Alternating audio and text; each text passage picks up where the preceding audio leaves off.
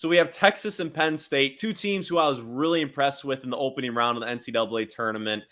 Starting with Penn State, Jalen Pickett did his thing, 19 points, 8 assists, 7 rebounds.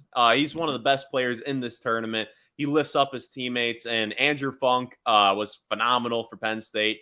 Had 27 points and made 8 threes, and some of the threes he was taking were just unreal from really deep, and they were just falling in the hoop, swishing nothing but net. A lot of his shots weren't even touching the rim.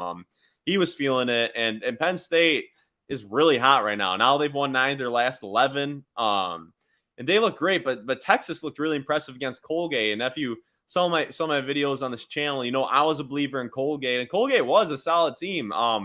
But Texas imposed their will.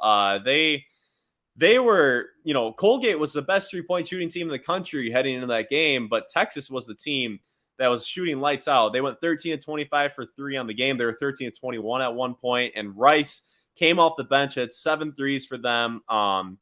So yeah, Colgate needed to play a perfect game. They didn't do that, and a lot of that you have to give credit to Texas. Texas did play a phenomenal game, and Texas is a legitimate, really good team. They just smacked around Kansas twice on March 4th and March 11th, I believe, where the games weren't even that close. Texas is really good, but so is Penn State, and it's too bad this game is being played in the round of 32. With how these two teams are playing, you'd like to see them meet a little bit later because I think both of them could go on a deep run in this tournament.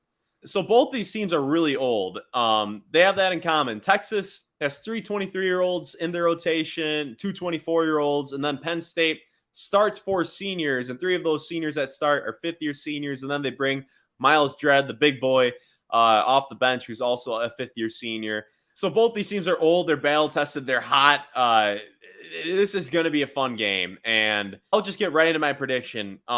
Texas, like I said, they've looked phenomenal. They have a backcourt that's really good. You got Tyrese Hunter, you got Marcus Carr. Marcus Carr is a 6-year senior. He was at Pittsburgh way back in 17-18. Minnesota for the next few years after that was really good at Minnesota. I believe he was one of like the leading scorers in the country, averaging like 20 a game at Minnesota one year. And then, yeah, he improved significantly from last year with Texas to this year. And then you got Tyrese Hunter next to him, who's super talented, super athletic. And then you got Rice coming off the bench, who can obviously fill it up like he did the last game with 7 threes. So obviously Texas has a really talented backcourt, but they also have some good length and athleticism in the front court.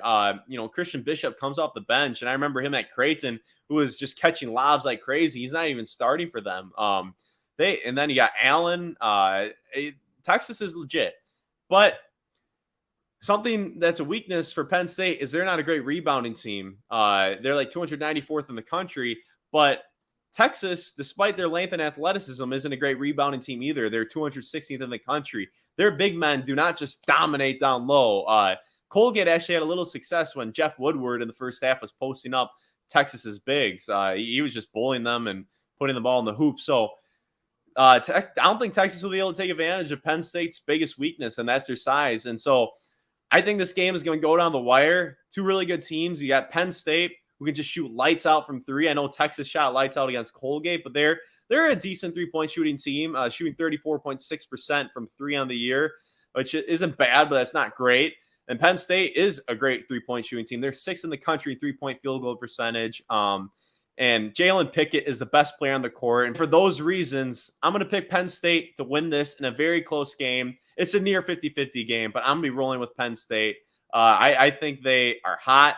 They're experienced. They're a better shooting team, have the best player on the court. So I'm going to roll with them. And that's all I got for you. Thank you very much for making it to the end of the video. If this is your first video with me, make sure to like and subscribe for more college basketball content, and I'll see you next time.